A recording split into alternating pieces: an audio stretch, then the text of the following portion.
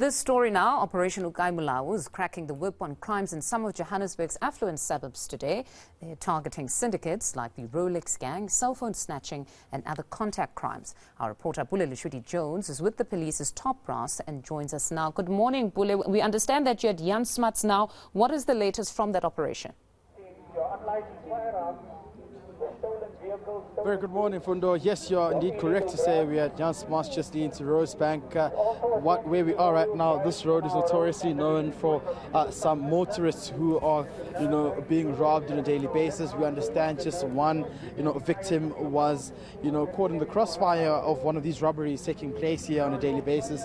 But we also understand that several arrests have been made, which of course include some of undocumented foreign nationals who have been nabbed during this Operation Molao. Very busy here as police officers try to enforce the law and ensure that they try to fight crime. But they're also looking for some members of the notorious Rolex gang syndicate that's been in the loose for quite some time, terrorizing most of these stores, of course, at the helm of selling this jewelry, or one would say watches as well. And we understand that this is one of their prime operations that they believe it needs to be looked into thoroughly. But perhaps let's just talk to the Deputy Commissioner in Gauteng, General Tommy Ntombeni, who joins us on the eNCA this morning. Thank you very much, General. One must say you're very busy this morning.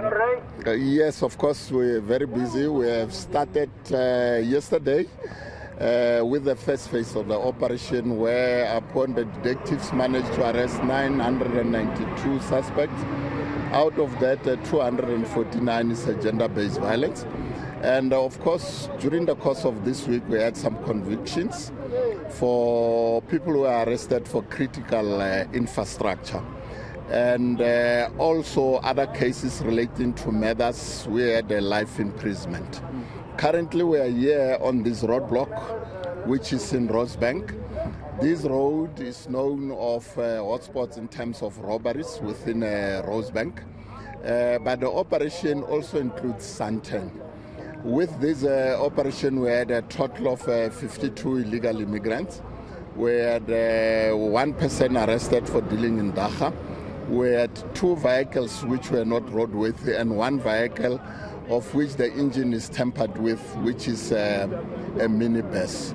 Let's talk about this Rolex gang everyone is talking about. I understand that this is also one, syndicate that you've been looking for quite some time. Are we close? Do you have any new leads potentially leading you to what could be, possible arrests as well? With the gang, the Rolex gang, previously we trotted them. We had arrests previously. But as we know that the issues of crimes, sometimes when you trot them, they come and emerge. Currently, they have emerged once more again.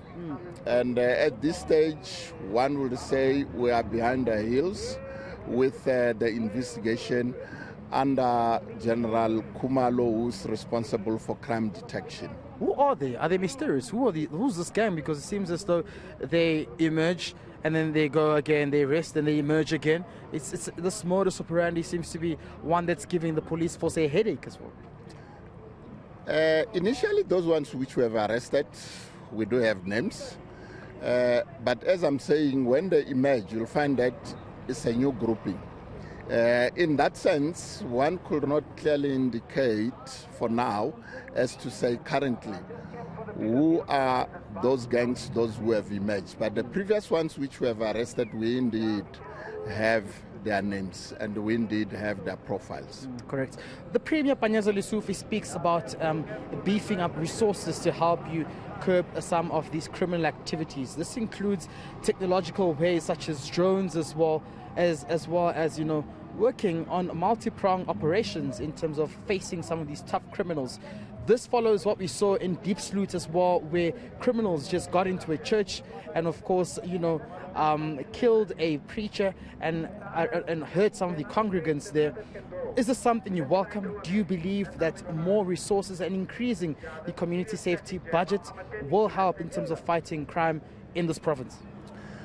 Yes, indeed, one can confirm the issues raised by the Premier. We met the Premier last week on Thursday as a management of the province, and it was clearly outlined in terms of the support by the Premier of Gauteng, the Premier Panyaza Lesufi.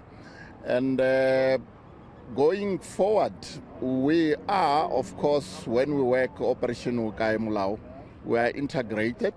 As you can see in here, the integration you can see here on this operation. For example, we're having Metro Police, we're having Home Affairs, we're having security industry. In relations to Diepsloot, we met the minister on Tuesday. There was quite serious deliberations there. But what is important is that dealing with the crimes, it is very critical and important that we have to involve the communities. In that engagement with the minister, we had, of course, the councillors. The councillors, they lead within the community, and also other community leaders. So we also visited the family of the pastor who was shot and killed in the church. And we put, of course, the team together. This team is just beefed up because in Diepsloot, we, of course, having a team which is dedicated working in Diepsloot in ensuring that we pursue those who have committed the crime within that policing present. So you do admit that for far too long you have lacked resources to fight some of these crimes, such as child kidnappings, such as gender-based violence, such as motorists being mugged at restaurants, drive-thrus, such as the Rolex gang again. Would you say that for far too long you haven't had that capacity to face these tough criminal activities in the province? Well, in the province we do have the capacity, as you know, that from time to time those people get arrested. When you talk of the crimes which are committed within the province, more especially your hijackings, your kidnappings, as we know, some of those crimes that are committed within the highway, I can confidently indicate that within the province, we're having, of course, the technical response team, which is known as Mabereta, the TRT.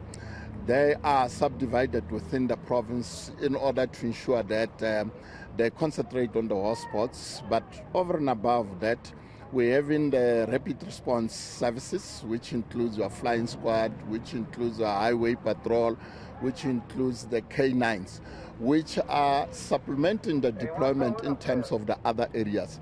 Within the districts, we, of course, are having what we so-called the tech jocks. Tech jocks, they are supplementing the hotspots which cannot be covered by the technical response team, the rapid response services, and we complementing that. And of course, from day to day, each and every police station, we're having a deployment. In terms of the specialized units, we know that we're having a specific unit which deals with the issues of gender-based violence, which is FCS.